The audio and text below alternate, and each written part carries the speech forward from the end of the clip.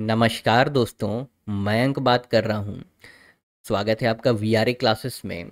और इस वीडियो में हम लोग समझेंगे कि ऑक्सीडेशन और रिडक्शन के बारे में। ठीक है, देखिए, ऑक्सीडेशन और रिडक्शन केमिस्ट्री का एक बहुत ही इम्पॉर्टेंट टॉपिक है। ठीक है, इसी पे पूरा केमिस्ट्री घूम जाता है, पूरा रिएक्शन ऑक्सीडेशन और रिडक्शन पे घूम जाता है। अगर आपको कोई भी सब्सटेंस बनाना है तो आप ऑक्सीडेशन रिडक्शन से हेल्प से बहुत चीज़ कर सकते हैं। तो सबसे पहले आइए समझते हैं कि ऑक्सीडेशन क्या होता है।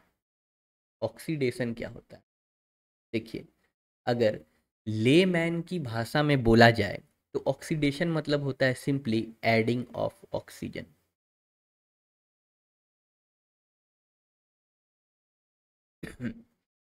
या फिर addition of oxygen. Addition of oxygen is known as oxidation. जब मैं क्लास एट्थ में था तो फिर मेरे जो सर हुआ करते थे केमिस्ट्री का, उन्होंने मुझे ये डेफिनेशन बताया था और बहुत अच्छा लगा था। इसलिए मैं, जब मुझे पढ़ाने का मौका मिला तो मैं भी आपको उसी तरह बता रहा हूँ, क्योंकि ये बहुत ही आसान है। ऑक्सीडेशन मतलब एडिशन ऑफ ऑक्सीजन, मतलब कि अगर कोई भी एलिमेंट है, अगर उसका रिएक्शन हम करा दें, ठीक है, और उसमें ऑक्सीजन ऐड हो जाए तो कहेंगे कि ऑक्सीडेशन हो गया है। ठीक है, एग्जाम्पल से समझिए कि रस्टिंग जो प्रोसेस है, रस्टिंग रस्टिंग क्या है कि आयरन को क्या किए, हम छोड़ दिए मॉइस्चर में, जहाँ पर क्या है, मॉइस्चर मतलब H2O, और छोड़ दिए ऑक्सीजन में।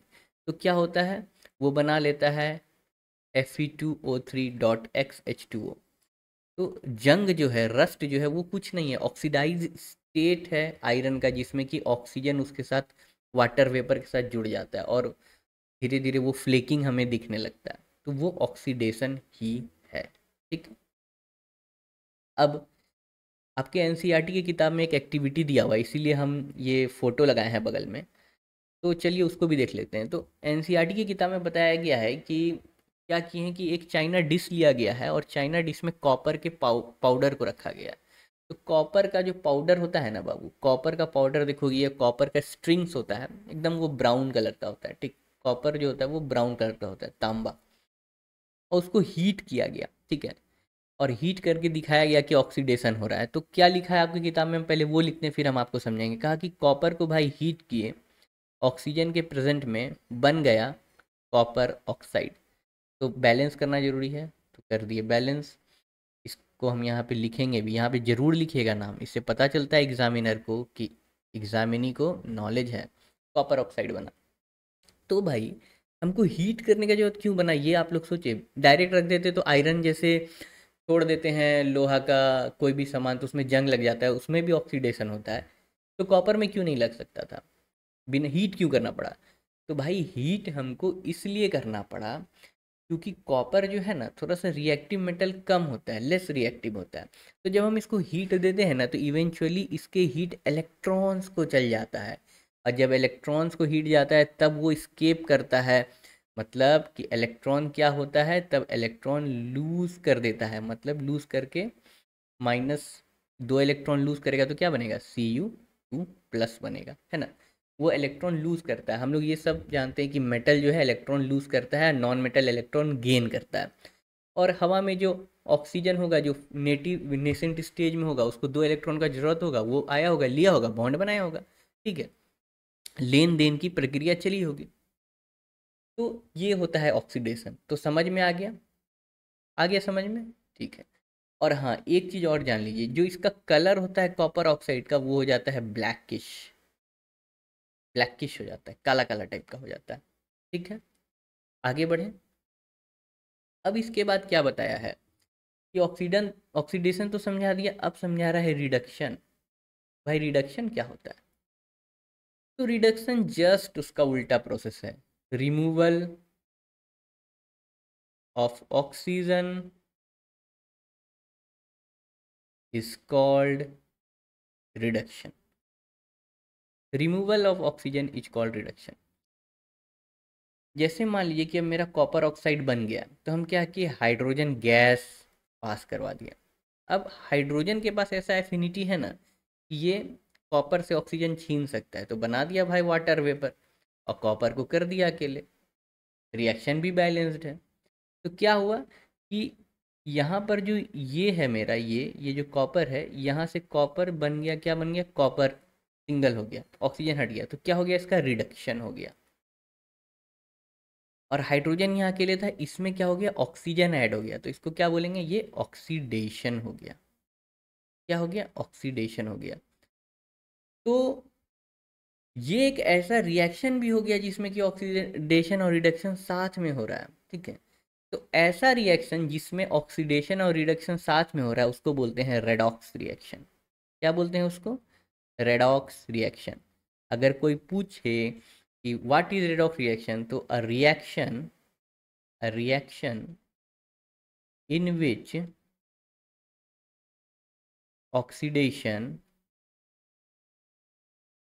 And reduction occurs simultaneously. Simultaneously मतलब होता है एक साथ, कि भाई हाइड्रोजन आया, ऑक्सीजन लेके गया, बना लिया बॉन्ड, हो गया वाटर वेपर, और कॉपर से लेके गया, सिंगल में कॉपर आ गया। तो यहाँ पर क्या होगा ना, ये फिर से ये जो है ना, ये जो ब्लैक कलर में था, ये जो ब्लैक कलर में था, ये फिर से बन जाएगा ब्राउन।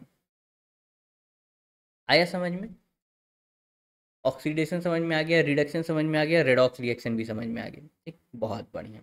आगे बढ़ते हैं। तो हमारे पास कुछ रिएक्शंस और हैं जो कि रेडॉक्स रिएक्शन का एग्जांपल है, इसको भी हम लोग देख लेते हैं।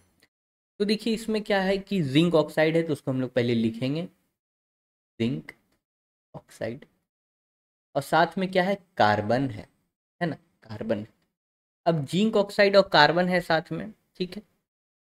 अब क्या होगा कि ये दोनों में रिएक्शन हो जाएगा, और कार्बन जो है ना वो किसी मेटल ऑक्साइड को रिड्यूस करने के लिए फेवर किया जाता है, तो बनाता है कार्बन मोनोऑक्साइड। क्या बनाएगा, कार्बन मोनो ऑक्साइड, और साथ में जिंक मेटल। अब बहुत लोगों का क्वेश्चन होगा कि वो CO2 भी तो बना सकता था ना, CO क्यों बनाया। तो बाबू लोग, इसका आंसर देना बहुत जरूरी है और आपको सुनना भी बहुत जरूरी है। कार्बन मोनोऑक्साइड इसलिए बन रहा है क्योंकि एक तो पहले यहाँ पे लिमिटेड सप्लाई ऑफ ऑक्सीजन है, एक ही एटम है। दूसरा, किसी मेटल ऑक्साइड को रिड्यूस कराने के लिए कार्बन मोनोऑक्साइड ही काफ़ी होता है, मतलब यहाँ तक में ही ये रिड्यूस हो जाता है। ऑब्वियसली एक ऑक्सीजन आया तो ये रिड्यूस हो गया ना। ठीक। तीसरा चीज़, ये जो रिएक्शन होता है ना, ये बहुत ही हाई टेम्परेचर पे होता है, यहाँ लिखा हुआ नहीं है, हम बता देते हैं। ये बहुत ही हाई टेम्परेचर पे होता है, और हाई टेम्परेचर पे कार्बन मोनोऑक्साइड थर्मोडाइनमिकली स्टेबल होता है।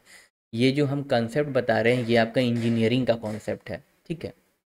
तो thermodynamically carbon monoxide high temperature पे स्टेबल होता है, इसी वजह से कार्बन मोनोऑक्साइड यहाँ पे बन रहा है, क्योंकि ये रिएक्शन भी हाई टेम्परेचर पे ही हुआ था, ठीक है।